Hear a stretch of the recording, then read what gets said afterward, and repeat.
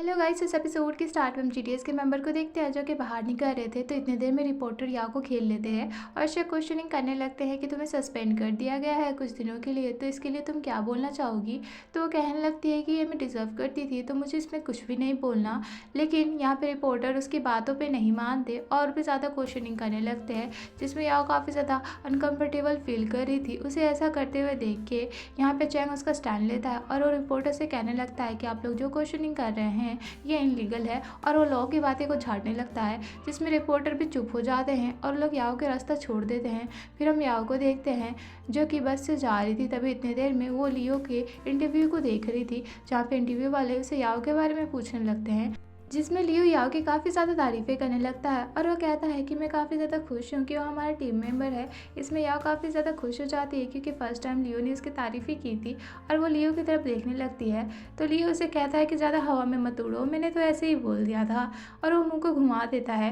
फिर हमारा next scene shift हो जाता है। हम देखते हैं कि सभी लोग रेस्टोरेंट में पहुँच चुके थे। तभी याओ नोटिस करती है कि वहाँ पे कौन आया हुआ था जो कि लड़कियों के बीच में घिरा हुआ था। उसे ऐसे देख के हैरान हो जाती है। तो यहाँ पे चैंग उसे कहता है ये तो हमेशा का है। तभी इतने देर में हम देखते हैं कि वहाँ पे कुंग याओ को देख लेता है और बाहर निकल के याओ से पूछता है कि तुम यहाँ पे क्या कर रही हो। तो बता देती है कि वो यहाँ पे खाने के लिए आई थी।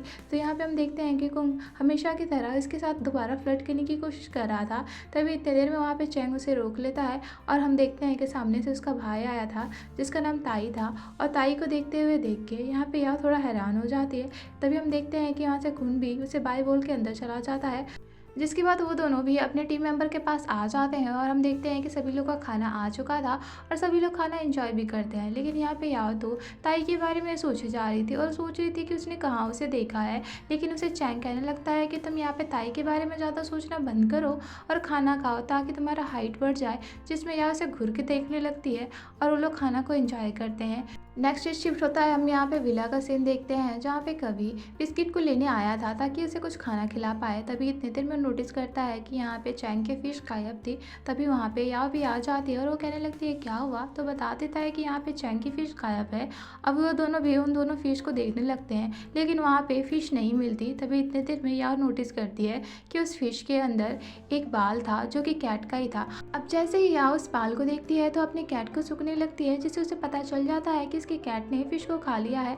अब ये बात पता चलने पर उन दोनों को ही डर लगने लगता है, क्योंकि अगर चैंग को ये चीज़ पता चलता तो उन दोनों का ही खैर नहीं था। तभी इतने देर में वो कहने लगती है कोई बात नहीं, मैं हैंडल कर लूँगी, और अपने की चैन को वहाँ पे फेंक देती है जो कि फिश का ही था। तो यहाँ पे कभी कहने लगता है कि क्या चैंग इतना ज़्यादा पागल है कि वो पता नहीं कर पाएगा। तभी इतनी देर में हम देखते हैं कि वहाँ पे चैंग आ जाता है और वो उन दोनों को कहने लगता है कि तुम दोनों मेरे बच्चों के सामने क्या कर रहे हो। अब उसे ऐसे देखते हुए देख के यहाँ पे याओ काफ़ी ज़्यादा परेशान हो जाती है और डरते डरते यहाँ पे चैंग को सारा बात बता देती है कि कैट ने उसकी फिश को खा लिया है, जिसमें चैंग काफ़ी ज़्यादा गुस्से में आ जाता है। अब उसका इतना गुस्सा देख के वहाँ से कभी तो निकल लेता है, लेकिन यहाँ फंस जाती है। उसे समझ में नहीं आ रहा था उसे क्या करना चाहिए। लेकिन यहाँ पे चैंग उसे कुछ नहीं कहता, चुपचाप उसे बैंडेज लेके वहाँ से चला जाता है।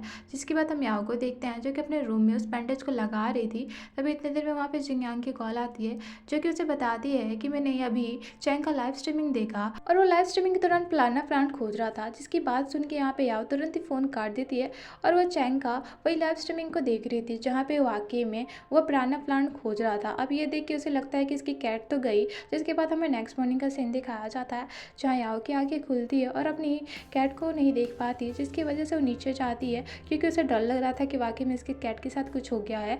जिसके बाद वो देखती है कि चैंग के साथ वो कैट सो रही थी और उसके बाद वहाँ से कैट चली जाती है। अब वहाँ पे चैंग को ऐसे सोते हुए देख के तुरंत ही याओ वहाँ से एक ब्लैंकेट उठाती है और चैंग के ऊपर रखती है, और चैंग को लग रहा था कि वो उसकी कैट है, जिसकी वजह से उसको सहलाने लगता है। अब उसे सहलाते हुए देख के याओ तो अपना हाथ हटाने की कोशिश करती है। तभी इतने देर में वहाँ पे कभी आ जाता है जो कि उन दोनों को ऐसे हालत में देख लेता है, जिसकी वजह से वो परेशान होकर वहाँ से भाग के अपने रूम में चैंग को मैसेज करता है, जहाँ वो कहने लगता है कि आप दोनों ऐसे हरकत मॉर्निंग में क्यों करने लगते हैं, और वो काफ़ी ज़्यादा परेशान था। इधर हम याओ को देखते हैं जो कि फाइनली अपना हाथ हटा लेती है, और चैंग जैसे उसे नोटिस करता है तो डर जाता है और कहने लगता है तुम यहाँ पे क्या कर रही हो इस हालत में। तो बता देती कि ये हालत तुमने बनाया है। मैं तो बस यहाँ पे अपने कैट को देखने आई थी, मुझे नहीं पता था कि तुम मेरे ऐसी हालत कर दोगे। जिसमें चैंग कहने लगता है कि बहाना बनाना मत करो, मुझे पता है कि तुम जानबूझ के यहाँ पे आई हो। तो कहने लगती है कि ऐसी कोई बात नहीं है, मुझे तो बस अपनी कैट की टेंशन थी, क्योंकि तुमने कहा था कि तुम्हें पुराना प्लांट चाहिए, जिसकी वजह से मैं डर गई थी, और कोई भी बात नहीं है। जिसके बाद हम देखते हैं कि चैंग अपना फ़ोन को नोटिस करता है, जहाँ पे कभी का उसे मैसेज आया था। तो वो कभी को कॉल करके कहने लगता है कि ऐसी कोई बात नहीं है जैसे तुम समझ रहे हो, और उसे स्टूपिड बातें करने से मना करता है। जिसके बाद सीन शिफ्ट हो जाता है, हम चैंग को देखते हैं जिसने ब्रेकफास्ट कर लिया था। तभी इतने देर में वहाँ पे याओ आती है और उसे कहने लगती है कि क्या तुम मेरे साथ मार्केट चलोगे, मैं तुम्हारे लिए एक फ़िश परचेज़ करना चाहती हूँ, क्योंकि मेरी कैट ने तुम्हारे फ़िश को खा लिया था, इसीलिए मैं चाहती हूँ कि मैं तुम्हें दिला दूँ। जिसमें चैंग तुरंत ही मान जाता है और इसके बाद हम दोनों को देखते हैं जो कि रेडी होने चले जाते हैं। पहले हम याओ को देखते हैं जो कि काफ़ी अच्छा सा मेकअप करती है और ड्रेसअप करती है। इधर हम चैंग को देखते हैं जो कि काफ़ी अच्छा से ड्रेसअप करता है, और फाइनली वो दोनों रेडी हो जाते हैं और साथ में बाहर निकलते हैं। जिसके बाद साथ में वो दोनों नीचे आ रहे थे, तभी इतने देर में वहाँ पे कवि और मैंग था जो कि उन दोनों को ऐसे देख लेता है, और वो लोग भी उन दोनों का पीछा करने लगते हैं। इधर हम चैंग और याओ को देखते हैं जो कि एक जैसा स्लीपर्स पहन के चले जाते हैं। अब उन दोनों कैसे जाते हुए देख के मैंग और कभी तो कहने लगते हैं कि वाकई में लोग फिश करने जा रहे हैं या फिर डेटिंग करने। जिसके बाद वो दोनों भी वहाँ से चले जाते हैं। फिर हम इधर चैंग और याओ को देखते हैं जो कि फाइनली उस फिश मार्केट में पहुँच चुके थे। तभी इतनी देर में पीछे से कोई लड़का उसे धक्का देता है याओ को, और याओ गिरने ही वाली थी, लेकिन यहाँ पे चैंग उसका हाथ पकड़ लेता है और उसे अपनी तरफ करता है, जिसकी वजह से याओ तो बच जाती है। तभी इतनी देर में वहाँ पे फ्लावर गिरने लगते हैं, रोमांटिक सा सीन बन जाता है। अब इतने अच्छे सीन को ख़राब करने के लिए चैंग याओ से कहने लगता है कि जब तुम्हें सैंडल पहन के चलना ही नहीं आता तो तुम सैंडल पहनते क्यों। जिसमें याओ को काफ़ी ज़्यादा गुस्सा आने लगता है और गुस्से में वहाँ से जाने लगती है। उसे ऐसे गुस्से में जाते हुए देख के चैंग तो काफ़ी ज़्यादा स्माइल किए जा रहा था। जिसके बाद हम देखते हैं कि फाइनली वो दोनों फ़िश के दुकान में आ जाते हैं। यहाँ पे याओ को तो गोल्ड फिश काफ़ी ज़्यादा पसंद आती है, और वह चैंग से कहने लगती है कि क्या तुम गोल्ड फिश लोगे क्या। लेकिन यहाँ पे चैंग का तो अलग से ही मन था, वो कहने लगता है कि मुझे ब्लैक वाला फ़िश चाहिए। याओ तो यहाँ पे चैंग को समझाने की कोशिश करती है कि गोल्ड फिश काफ़ी ज़्यादा प्यारी होती है, तुम्हें गोल्ड फिश लेना चाहिए। लेकिन यहाँ पे चैंग तो अपने ही मन में था, और उन दोनों के बीच में झगड़ा होने लगता है। लास्ट में याओ कहती है कि ठीक है, तुम्हें जो पसंद है तुम वो ले लो, लेकिन चैंग कहता है कि नहीं, मुझे गोल्ड फिश ही चाहिए, और उसे गोल्ड फिश लेने का कह देता है और वहाँ से जाने लगता है। जिसके बाद याओ गोल्ड फिश ले लेती है। अब जैसे वो गोल्ड फिश लेके खड़ी हो जाती है तो वो चैंग को नहीं ढूंढ पाती, अब उसे हर जगह ढूंढने लगती है। तभी इतने देर में वहाँ से चैंग आता है और उसका हाथ पकड़ लेता है, जिसके बाद उसे वहाँ से ले जाने लगता है। अब जैसे वो उसका हाथ पकड़ता है तो याओ उसे देखते ही रह जाती है, और वो दोनों ऐसे हाथ पकड़ के बाजार में घूम रहे थे।